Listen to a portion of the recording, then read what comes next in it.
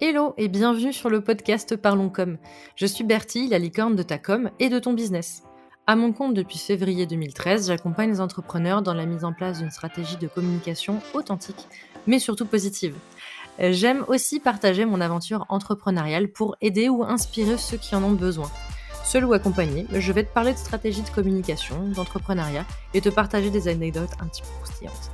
Si ça te tente, tu es au bon endroit, alors let's go!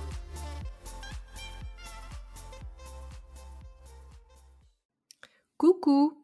Ah, j'ai voulu changer, mais je suis pas sûre. Bienvenue dans ce nouvel épisode.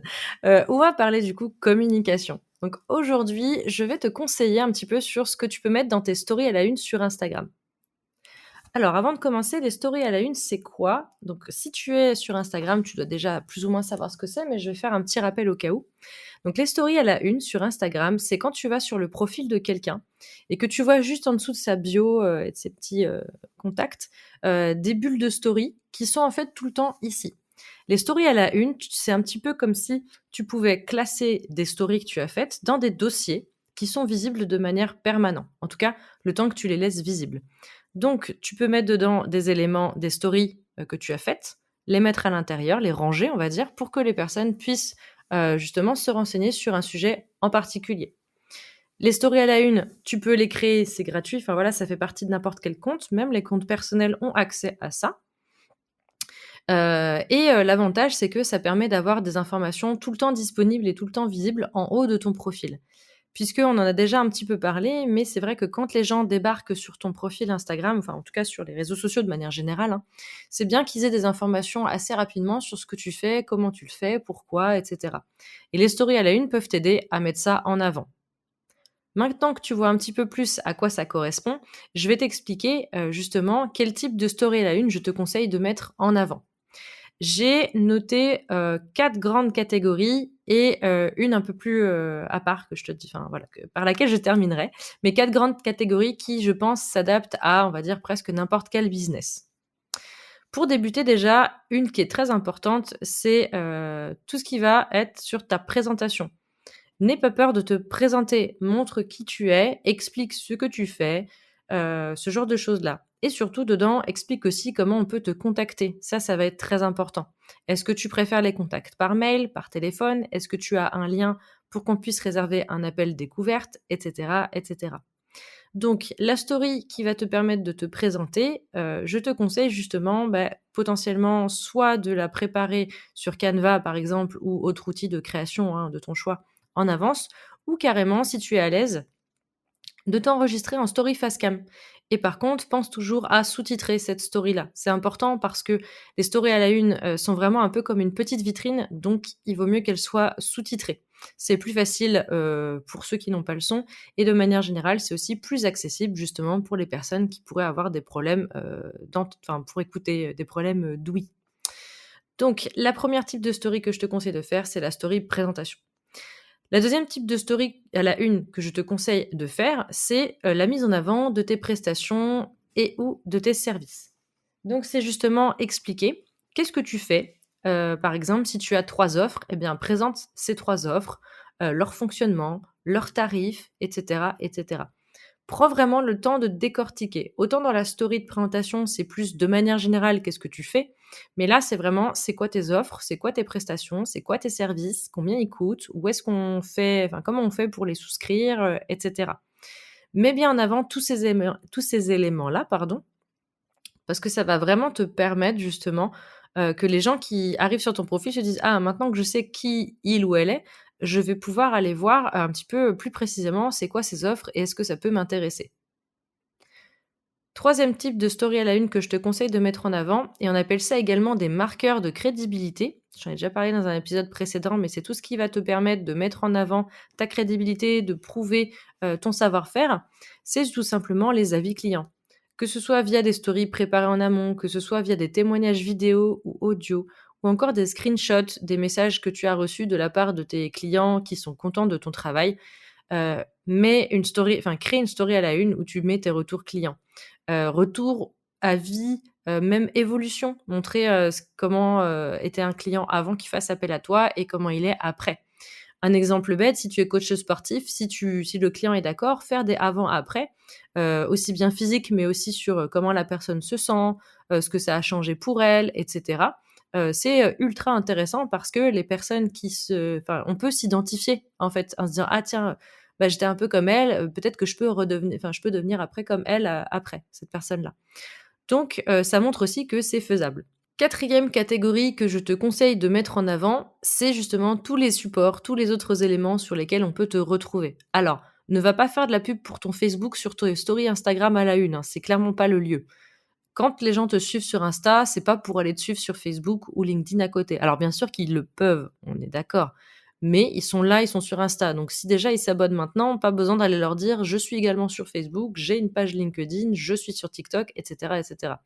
Tu peux en parler de temps en temps dans tes stories, bien sûr. Ici, tu dois mettre les autres supports sur lesquels on peut te trouver. Par exemple, est-ce que tu as un blog? Est-ce que tu as une newsletter à laquelle on peut s'abonner et de quoi elle parle? Est-ce que tu as un podcast, pour que les gens puissent aller écouter tes épisodes? Tu peux partager des extraits de tes épisodes et cetera. Montre-leur tous les supports autres sur lesquels ils peuvent te retrouver et c'est toujours intéressant. Également, si tu es invité, par exemple, dans des podcasts ou dans des articles partagés, des articles écrits à plusieurs sur d'autres sites, n'hésite pas à les poster en story et ensuite à les ranger également dans cette story à la une là, pour te mettre en avant aussi, sur les autres plateformes sur lesquelles on peut te trouver. Donc ça, c'est les 4 catégories que je te conseille de mettre en place. La dernière catégorie qui est intéressante et là, en fait, je vais être un peu plus vague, c'est tout simplement ce qui est, spécifique à ton métier. Par exemple, si tu vends des produits, je sais pas, si tu vends des bijoux, je te conseille de faire une story à la une pour les boucles d'oreilles, une story à la une pour les colliers et une story à la une pour les bagues. Ou alors, en gardant ce même exemple, si tu as par exemple des bijoux en or, des bijoux en argent et des bijoux, je sais pas, recyclés, tu peux faire des stories pour l'or, pour l'argent, pour le recyclé. Tu n'es pas obligé de faire par catégorie de produits. L'idée, c'est de trouver des catégories générales. Donc ça peut être soit le type de produit, soit la matière du produit, c'est toi qui vois. Hem, Également, par exemple, si tu es, tatoueur, tu peux faire une story à la une avec, tes tatouages déjà réalisés et cicatrisés. Donc ça montre aussi comment ton travail vieillit sur la peau de tes clients. Une story à la une aussi avec les projets flash que tu proposes, par exemple et est-ce qu'ils sont déjà réservés? Est-ce qu'on peut les réserver? Si oui, comment? Et cetera. Si tu es, coach sportif, comme je disais tout à l'heure, ou même si tu es justement, je sais pas, coiffeur, tiens, coiffeur, visagiste ou autre, tu peux montrer aussi des avant-après. Tu peux faire une story spéciale transformation capillaire, une story spéciale, je sais pas, coloration, une story spéciale, entretien, enfin taillage de barbe et cetera pour les hommes. Donc trouve aussi des catégories qui correspondent à ton activité et qui te permettent de mettre en avant ce que tu fais. Si tu es coach, par exemple, donc là, j'ai parlé beaucoup de produits-services, enfin de produits. Tu peux aussi, mettre en avant, par exemple, des citations importantes ou des choses qui ont vraiment changé dans ta vie et qui ont aidé tes clients dans une story à la une dédiée. Tu as la possibilité de faire des stories à la une sur les sujets qui sont intéressants et pertinents pour toi. Par contre, il y a quand même plusieurs choses à respecter pour tes stories à la une. Premièrement, il faut que tu aies une vignette adaptée. Quand tu postes une story à la une et que tu ne mets pas forcément de vignette, ça va prendre la première story que tu postes et ça va prendre, bah, le milieu de l'image et ça va te créer la vignette avec. Moi, je te conseille de préparer ta vignette en amont, donc tu peux le faire sur n'importe quel outil de création. Il suffit de faire un format carré et juste t'imaginer qu'elle sera visible en rond. Donc s'il y a des choses importantes, centre-les bien au milieu, ne les mets pas sur les bords, sur les côtés, sur les pointes du carré. Ensuite, quand tu l'as fini, tu la télécharges sur ton téléphone et donc comme ça, quand tu vas créer ta première story à la une, tu peux directement changer la vignette en allant la chercher dans ton téléphone. Il faut qu'elle soit sur ton téléphone pour aller la chercher, donc télécharge-la avant sur ton téléphone. Si tu utilises Canva, télécharge directement depuis l'application, ça ira plus vite et si tu utilises, Canva ou même autre outil et qu'elle est sur ton ordinateur, si par exemple tu as un Google Drive, tu peux aller la chercher sur ton Drive ou tu te l'envoies par mail au pire, si c'est plus simple pour toi. Deuxième chose, il faut que tes stories à la une soient quand même mises à jour régulièrement. Si par exemple j'arrive sur ta story de présentation et que je vois qu'elle a 2 ans, je me dirais: «Bah, c'est quand même dommage» parce que peut-être qu'entre temps tu as changé déjà potentiellement physiquement, mais aussi peut-être que tu ne te présentes plus de la même manière, peut-être que tu as évolué dans ton métier et cetera et qu'il serait pertinent de refaire une story de présentation. Moi, j'estime qu'une story de présentation, ça se met à jour au moins une fois par an. plus si tu estimes qu'à un moment tu as un tournant et que c'est pertinent, mais au moins 1 fois par an.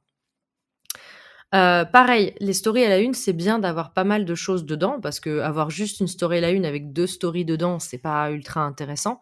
Mais d'en avoir 158, c'est pas mieux non plus. Parce qu'en fait, si tu en as vraiment trop, les gens ne vont pas aller jusqu'au bout. Parce que pour rappel, lorsqu'on regarde des stories à la une, entre guillemets «malheureusement», on est obligé de regarder de la première à la dernière. Donc si la première elle a 10 ans, je fais exprès, hein, de donner des gros chiffres, hein, mais si la première elle a 10 ans et qu'il y a 350 stories avant d'arriver à la dernière la plus pertinente, c'est pas très intéressant. Donc de temps en temps, moi je te conseille d'aller y faire un tour, je sais pas, au moins, je dirais 1 fois tous les 6 mois ou 1 fois par trimestre en fonction. Tu te cales ça dans ton planning, ça doit pas te prendre très longtemps, hein, tu te cales, je sais pas, 15 à 20 minutes et tu vas vérifier tes stories à la une. Et celles qui ne sont plus pertinentes, eh bien, tu les désépingles, tu les enlèves de ta story à la une, c'est pas grave. Et n'aie pas peur de changer. Ne garde pas des très vieilles stories qui sont juste là parce que ça te fait plaisir. Au bout d'un moment, il faut aussi se renouveler, changer, se mettre à jour, etc. Dernière chose importante, comme je te l'ai dit, n'aie pas peur de créer des stories à la une, mais n'en fais pas trop non plus. Et je ne te parle pas à l'intérieur d'une story à la une, mais vraiment d'avoir trop de bulles de story à la une. Si tu en as 18, les gens ne vont pas aller jusqu'au bout. Et ils vont rarement regarder toutes tes stories à la une. Sois plutôt efficace et concis, et mets celles qui sont principales, celles qui sont pertinentes et intéressantes pour ton activité, pour ta cible, pour ce qu'elle pourrait se poser comme question. Tiens d'ailleurs, bonus, ça peut être un truc sympa que tu peux faire en story à la une. Tu peux mettre une FAQ également. C'est quoi les questions qu'on te pose le plus régulièrement? Comment est-ce qu'on te contacte? Ah, eh ben, on me contacte comme ça. Comment fonctionne, je sais pas, le paiement? Eh ben, le paiement fonctionne comme ça. Est-ce que je peux me faire rembourser? Oui, non, pourquoi, comment, et cetera. Si tu as une FAQ et que tu estimes que c'est pertinent de la partager en story à la une, n'hésite pas. Pareil, si ton métier a des termes assez spécifiques ou complexes que tout le monde ne comprend pas, n'hésite pas à faire des stories à la une pour expliquer ces termes-là, que les gens les comprennent. Pareil, que ce soit des stories préparées, on va dire visuellement sur Canva, Photoshop ou autre, ou que ce soit des stories face cam où tu expliques. Voilà. J'espère que ça a été assez clair pour toi. Si je dois tout résumer, je te conseille de faire une story de présentation et où tu vas aussi expliquer comment on peut te contacter. Une story où tu vas présenter tes prestations, tes services, tes offres. Une story où tu vas mettre, donc story à la une, hein, toujours, où tu vas mettre tes avis clients. Une story à la une où tu peux expliquer où est-ce qu'on peut te retrouver. Et comme je te disais tout à l'heure, en bonus, ça peut être une story à la une où tu vas mettre en avant une FAQ ou même des termes complexes liés à ton activité. Et bien sûr, n'hésite pas à rajouter des stories à la une liées à justement ton activité en particulier. Donc la FAQ et les définitions, on va dire, peuvent en faire partie en fonction de ce que tu proposes et de ton activité respective. Merci d'avoir écouté cet épisode. S'il t'a plu, laisse-moi une note et un commentaire sur ta plateforme de podcast préférée. S'il y a des sujets que tu aimerais que j'aborde, viens m'en parler sur Instagram @lostinweb ou alors par mail contact@lostin-web.fr. Je te mets toutes les infos dans la description. À très bientôt pour un nouvel épisode.